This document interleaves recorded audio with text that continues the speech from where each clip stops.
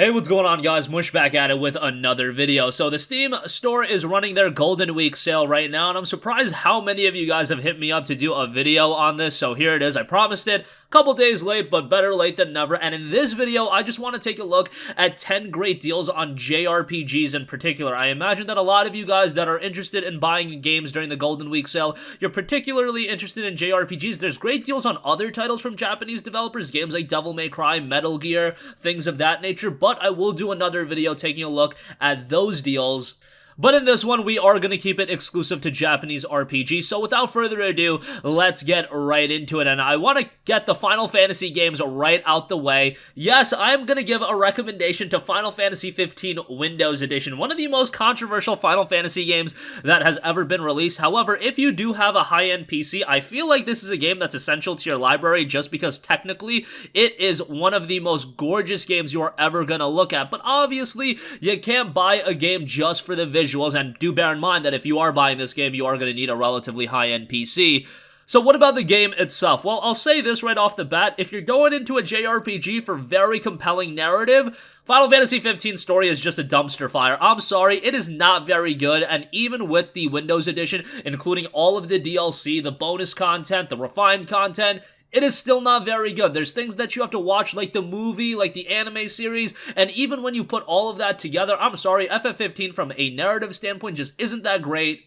However, remove yourself from that. What about the other elements of the game? Well, the gameplay is exhilarating. I think that is a ton of fun. The open world is gorgeous and a blast to explore. The visuals obviously are great, and a lot of the other elements outside of the core story are really good. Now that you're only paying $17.49, I do think it's a pretty good buy. The Episode Arden Complete Edition is 50% off for $20, so you can get that as well. I've beaten FF15 twice. Personally speaking, I enjoyed my time with the game, but I can also objectively assess that there are a lot of problems with the game.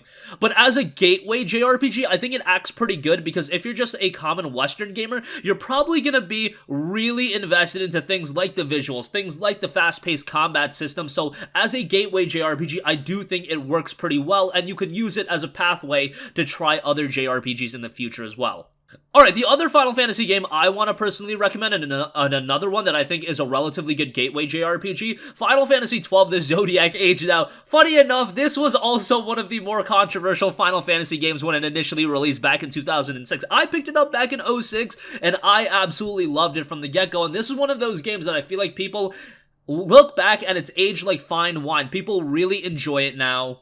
And who knows why people didn't like it back in the day. Maybe it was the MMO-style battle system. Maybe it was Vaughn being one of the worst main characters of all time. However, FF12 has a great cast of characters surrounding him. Whatever the case may be, it's a very good game, quite a bit of content, and the Zodiac Age makes the base game a lot better. For $25, yes, it's relatively expensive. It's even more expensive than FF15, but it's a high-quality title that I think everybody should play. Next up, we have Dothack GU Last Rico. This is one of my personal favorite JRPGs that I've played in my life. This is one that I'm very nostalgic with as well. It's actually crazy with this game, back when it was released initially on the PS2, they split it up into 3 separate games, so you had to buy Episode 1 for $40, then you had to wait for Episode 2 to come out for $40, then Episode 3, and then you finally get the entire story. Obviously, it's a little bit simplified with Last Recode, as you get all 3 games for just $12.49, and on top of that, you also get a smaller 4th episode that rounds out and refines the story. Great buy. It does have some dated elements, like some of the animations are rather stiff, but I think the good outweighs the bad, and it has a great story here as well. A JRPG a lot of people also missed out on back in the day, so I definitely go back and give this a look. Alright, moving on from that, we have Dragon Ball Z Kakarot. Now, this is a game that I really enjoyed, but coming from me, I'm a big DBZ fan. I'm also very nostalgic with DBZ, so I have to say that if you're gonna be buying this game, you have to be a big fan of this series. That is first and foremost. You can't go into this game to just get your DBZ storyline and expect a very compelling RPG to round things out. It's 33% off for $40.19, so it's relatively expensive, and if you're a fan of DBZ, you're really going to enjoy this game. Yes, we've gone through the DBZ storyline a billion times at this point, but still seeing some of those iconic moments, Goku going Super Saiyan, the Goku and Vegeta fight early on, and so many of the other iconic moments, and DBZ Kakarot does a lot of those moments justice. Some things are cut out, which really upset me, some very iconic moments, but I think they got the majority of the story right, and there's quite a bit of content here as well. For $40, it's still quite pricey, but given that it's a relatively recent release,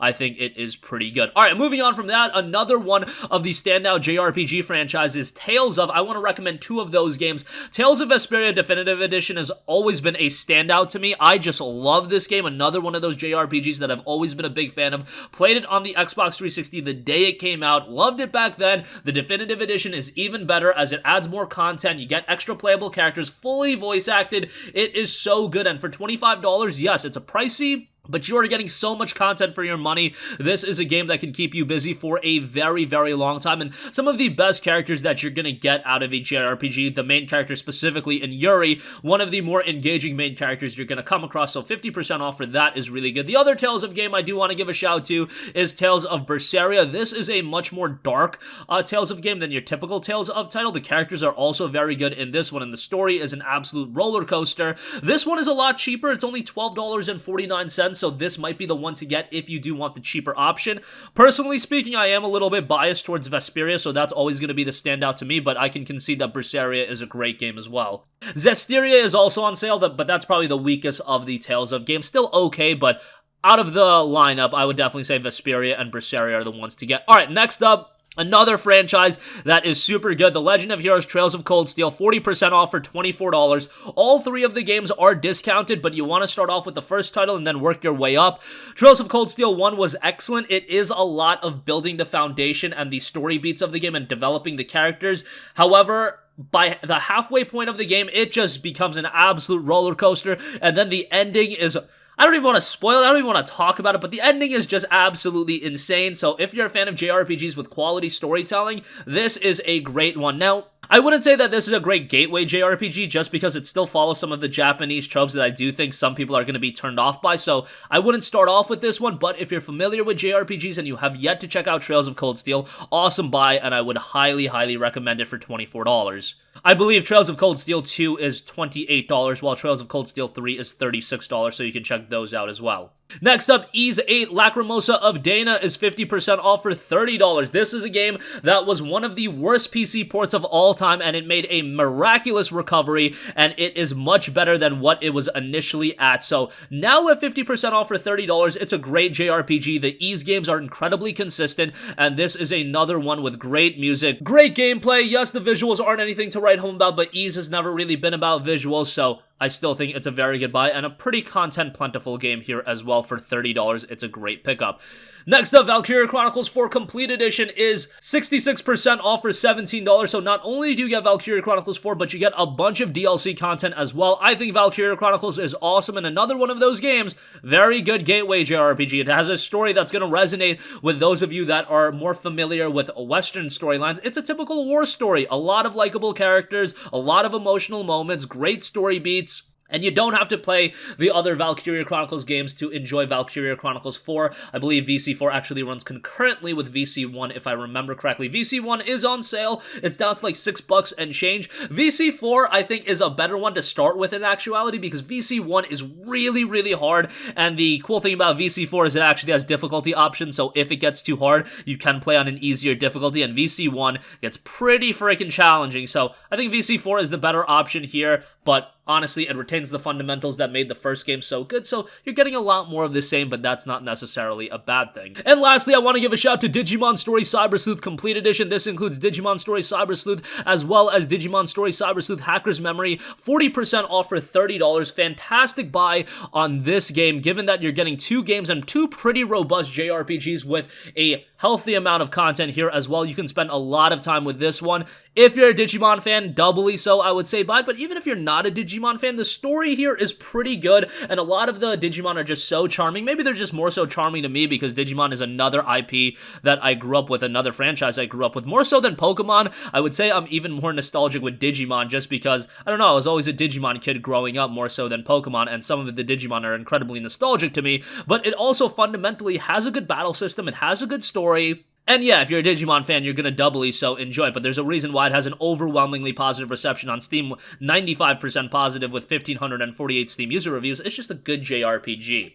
So that's going to conclude this video, guys. Again, sorry that it took me a little while to get this video out. I know a lot of you guys were asking for a Golden Week coverage video, so this was going to be the first one. I'm probably going to do a second one before the sale wraps up, so hope you guys enjoyed. That's going to conclude this one. If you guys have a request for a future video, the comments is where you can put that, and I will catch you guys in the next one. Peace out. Hey, what's going on, guys? Mush here again. Hope you enjoyed the video. As you guys might know, YouTube's notification system is sometimes a little bit wonky, even if you're subscribed to the channel. Maybe you're not abundantly aware that I uploaded a video. To remedy that situation, make sure you hit the bell notification button. This way, whenever I upload a new video, and I try to upload as consistently as possible, you will be notified directly of the upload, and you can watch it as soon as it goes live. I would really appreciate if you guys hit that button so you can stay up to date with all of the content I'm posting. But as always, guys, thanks for watching, and I'll catch you guys in the next one. Peace out.